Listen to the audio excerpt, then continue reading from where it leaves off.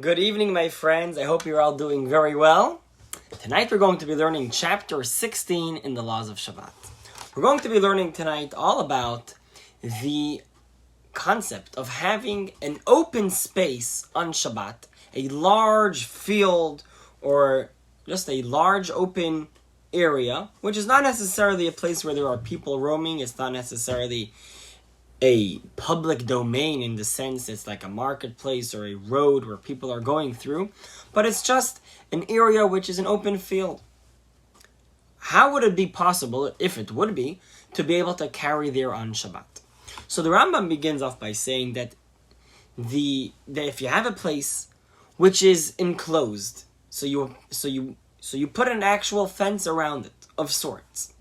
And we're going to be learning the details of how this fence has to be later on in the chapter. But if you have a large open space, but it's not meant for dwelling, it's not a place for habitation, but rather it's just an open area where you can take a walk, where you can have a good time, but you don't actually live in that area, and you enclose it. So if this fence has it's 10 cubits high, so it's comes up to about most of the height of an average person. So then this would be counted as a private domain in regards to Shabbat, and you would be able to carry in the entire large open field. Now, the Rambam says that this would only apply in a case depending on the size of this large open space. And the Rambam says that it would depend if it is smaller than 5,000 cubic feet square, or not. So in other words, there is an amount which the rabbis have explained, and which the temple in the desert, the tabernacle, was within a certain parameter of area. There was a courtyard around the tabernacle, which was an area which was not habitable. It wasn't a place where people lived. It was just a courtyard which was around where this tabernacle was, where the miniature temple was in the desert. So that is the amount of space, since all the laws of Shabbat are learned out from exactly what was taking place at the Mishkan, at this tabernacle. So if it is within that parameter of what that was, so then we would be allowed to carry within that space. But if it's larger than that amount of space, then we wouldn't be. So that amount of space is the amount of, it's called in Hebrew a base sasayim. Bet sasayim is the amount where you can plant two. It's a measure in Hebrew. It's called a sa'ah. A sa'ah is an amount of space that you would be able to plant in that space. So if it's smaller than 2 sa'ah, so then you would be allowed to carry within if it's enclosed, which comes out, as we said, it comes out to 5,000 square cubits, which is quite a large amount of space, but it's not massive. But as long as it's within this amount of this area, so then you would be allowed to carry within it if it's enclosed, and everything would be fine. Now, the thing is, if it is larger than that amount of space, so then you would not be allowed to carry in that area, because it's going to be considered just as an open area, and the enclosement, the fact that it's enclosed, wouldn't help because it's too large. The only difference would be if you make it into a place which is habitable. So if you take away part of the wall, and then you fix it, and you have it with the intent that it should be a place that should be habitable, and you make something to show that it's habitable, so then you would be allowed to use it and carry in the entire place on Shabbat. So that's the general idea of what this chapter is going to be talking about. This was the gist of the beginning of the chapter. Now the Rambam talks about a very interesting thing. If you have, based off these measurements of a Beit Sasayim, which is these 5,000 5,000 square cubits, if you have in the ocean a large rock which comes up out of the water and you're on it and it's Shabbat, right? So your boat capsized and here you are in the middle of the ocean and you have this large rock where you're sitting and you're celebrating Shabbat. So would you be allowed to draw water, let's say, from the water below onto this rock on Shabbat or not? So obviously it depends. So this is the way it's going. There's 3 ways this can go. If the rock is within 10 cubits to the ground, to the water, so then it's considered as part of the water. It's not a domain for itself. Even if it is very large. Up until the amount of 2 se'ahs, which is these 5,000 square cubits. But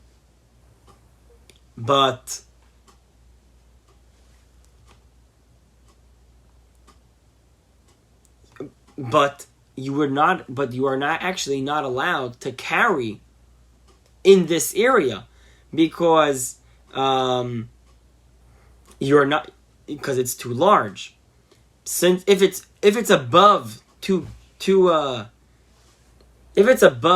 if it's more than 2 cubits, if it's above the amount of 2 se'ahs, 2 beit se'ahs, which is more than 5,000 square cubits, so then the Rambam says, since this is something which is not very found, so then the rabbi says that you are not allowed to carry in within this entire rock, only in the amount of 4 handbreadths, as usually is within a large open area.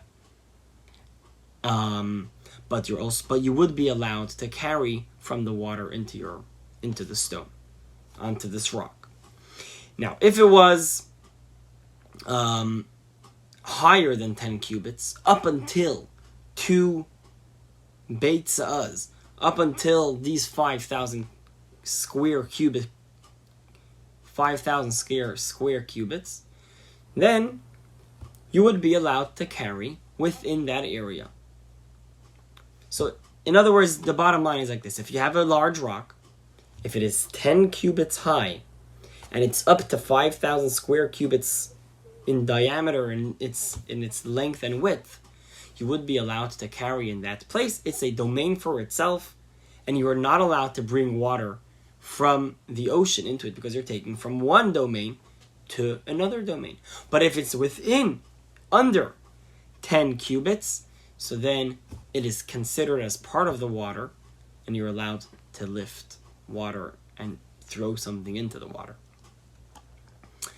And now,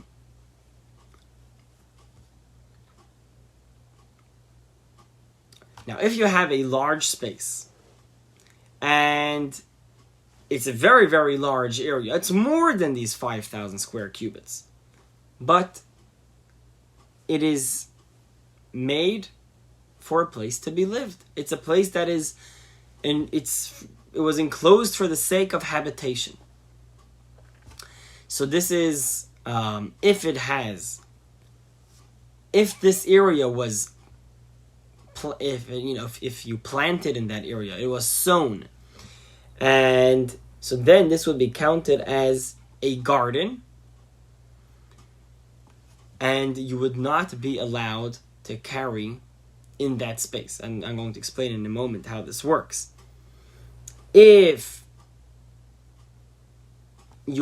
only part of this area was planted up until 5,000 square cubits, so then you would be allowed to actually carry into the entire space, because it's going to be counted just as a courtyard, where a courtyard you are allowed to carry on Shabbat.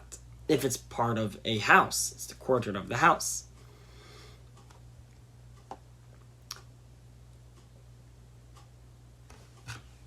Now, if there are, so that's, it's a very interesting thing. In a garden and a courtyard, they're looked upon as two different things. And even if it's enclosed entirely, so then it would depend. If we're talking about an area which is a field, so to speak, it's a garden where there are plants growing and so on and so forth. So that would be one concept. And if most of that area is like that, so then you're not allowed to carry in it. But if only some of it is like that, and the rest is just open space, unfertilized, so to speak, so then you would be allowed. Now, the question comes along, and this is what the Rambam continues to discuss over here, is if you have an area which was, you've put a fence around it, and you want to use it as a place not to live, but you made an actual roof over part of it. So, on the one hand, it has a roof, but on the other hand, it wasn't built in order to be a dwelling place. And the roof is only going on part of it. So the part that has a roof, you would be allowed to carry. That's for sure. The question is about the rest. So the rule would be is that you would be allowed to carry in the rest of it, because we consider this roof, since it goes over some part of it, it's as if it goes over the entire thing.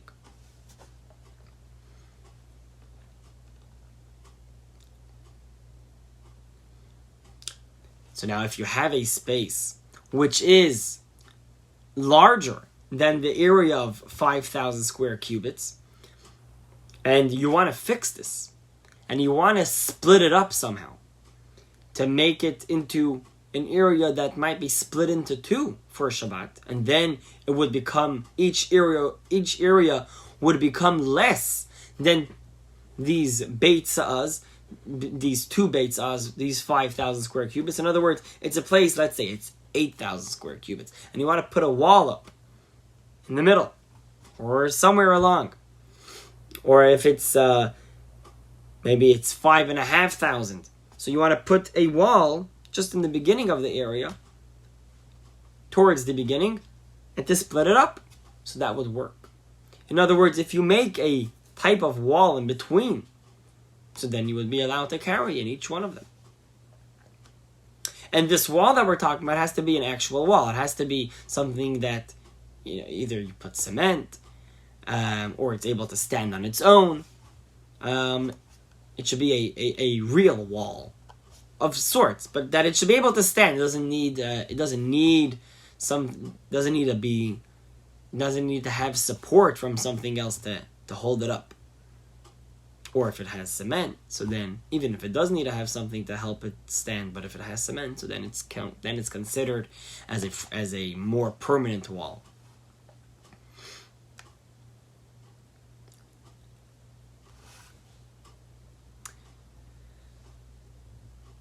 So the Rambam says that if you actually have a house with a garden, just your regular garden of your house, even if it's a very large garden, if you enclose it from the back door, and you enclose the garden to the house, so then it will be considered as if this area is being habitable, because your house is part of the area which is being closed off.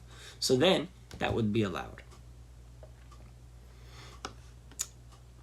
So if a guy is going on a trip and he's traveling, and now it's Friday afternoon and Shabbat is about to begin, what do we do now? We want to have an area where we can carry. So you find a little corner, maybe a nice an open valley between two mountains. It's a nice quiet place. Now you build a fence. You set camp. All right. The question is, how big can your camp be? So the Rambam says, of course, as we know, it has to be less than 5,000 square cubits, because it's a place where you're going to be spending time for Shabbat, but it's not actually a place where you can live.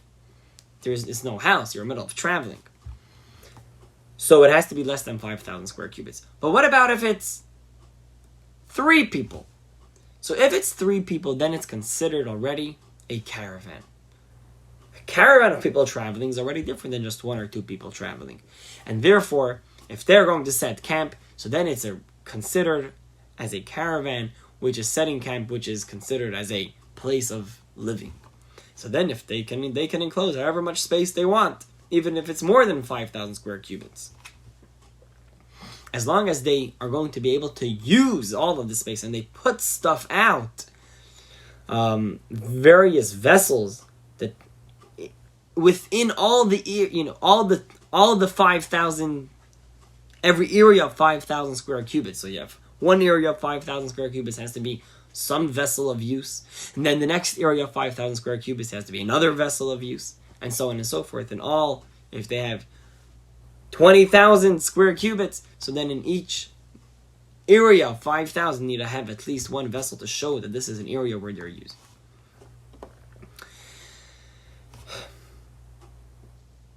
The Rambam is discussing now, and this is towards the end of the chapter. He goes and gets involved when we're talking about a partition, about this gate, about this fence that is around these areas, these gardens, these open spaces.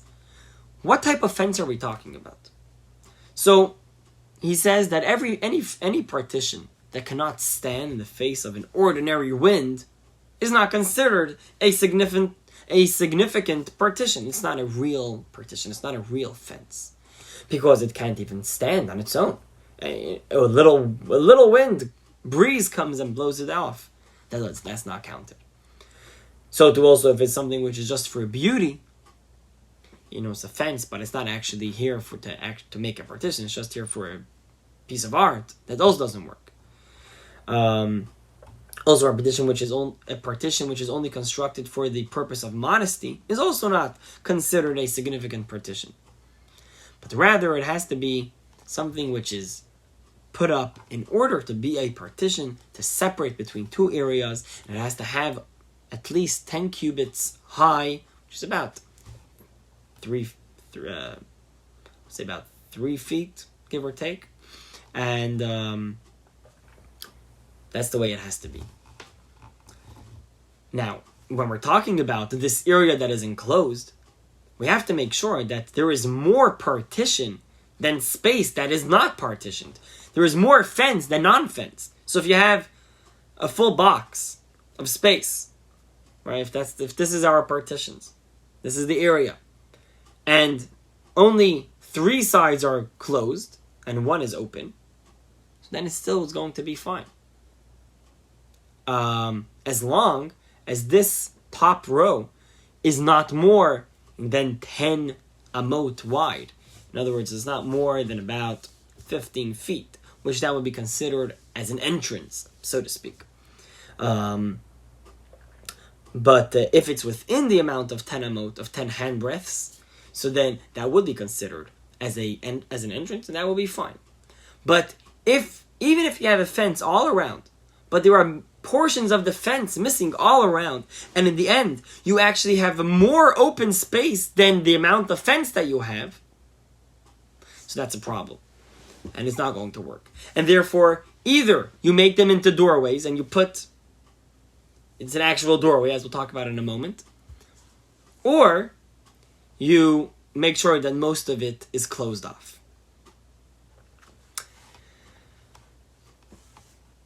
So,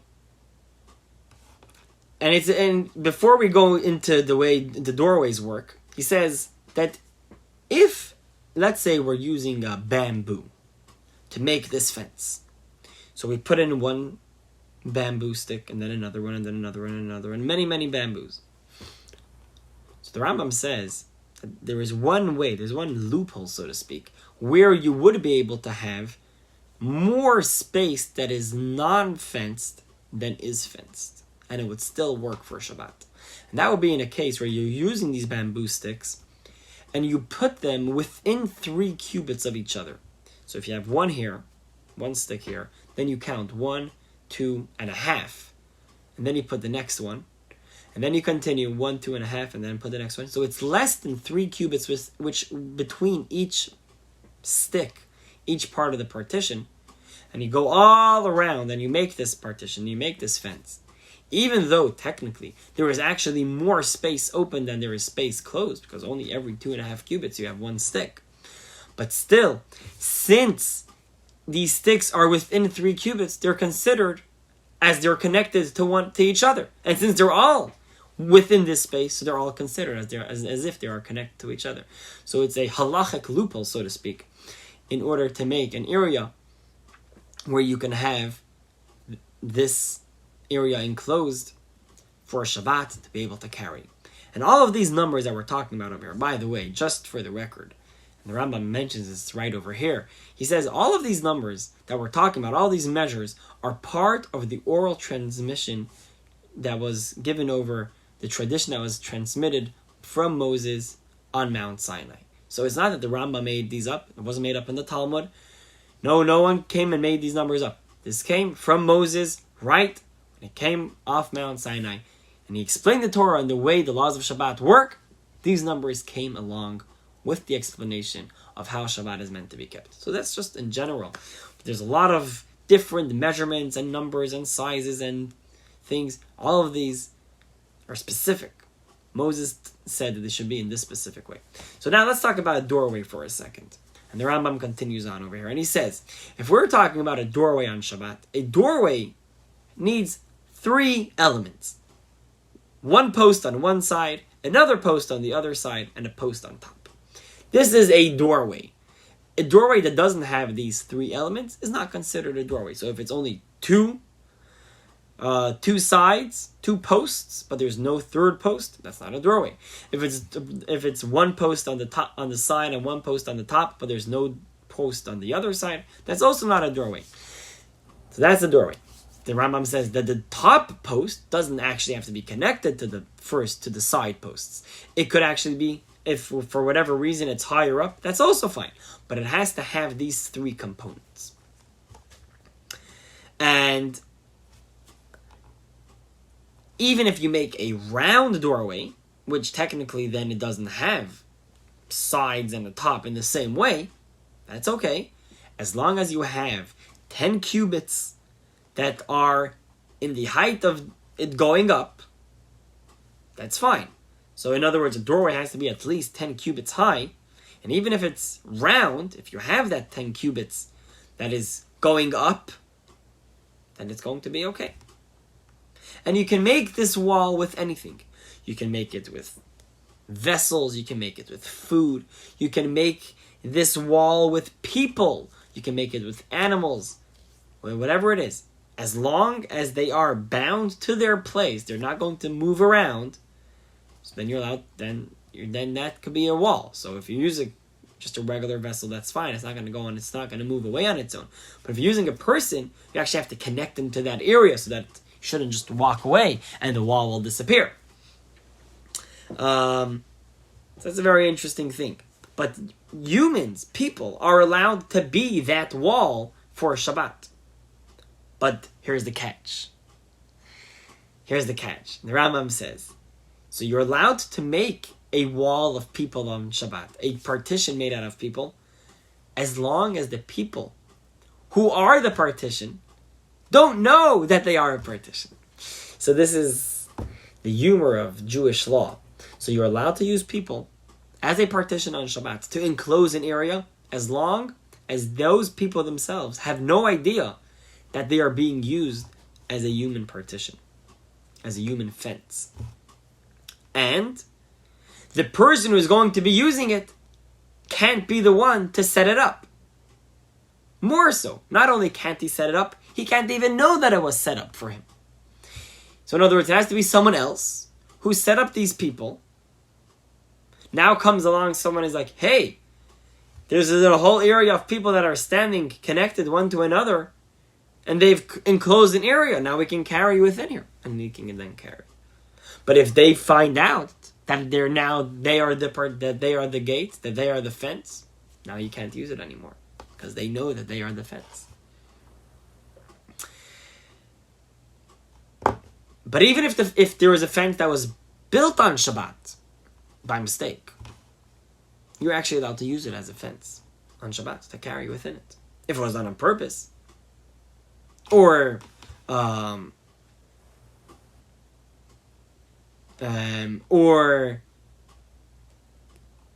if the person made it, even by mistake, but they made it with the intent that it should be a fence to be able to carry within it, so then you're also not allowed to use it. And the last law that the Rambam teaches over here is if you have a tree, which its branches are hanging downward, so then technically now we have a certain area that is partitioned off. So you're allowed to carry there on Shabbat. As long as you can tie them down to the ground with, maybe you'll add some branches or leaves and tie it down, but it should be standing as a wall. That will be allowed to be used as a wall for Shabbat. So that is the chapter for today, chapter 16 in Rambam. Learned all about open spaces that are now becoming enclosed spaces and how we would be allowed to carry within them on Shabbat. So, hope you followed. Slightly complicated, but don't worry. We're going to be learning the laws of the Eruv, the laws of making private properties, private domains on Shabbat, after we finish the laws of Shabbat, and that's where it really gets complicated. But we have another 14 classes till we get there. So, another 2 weeks or so. All the best for now.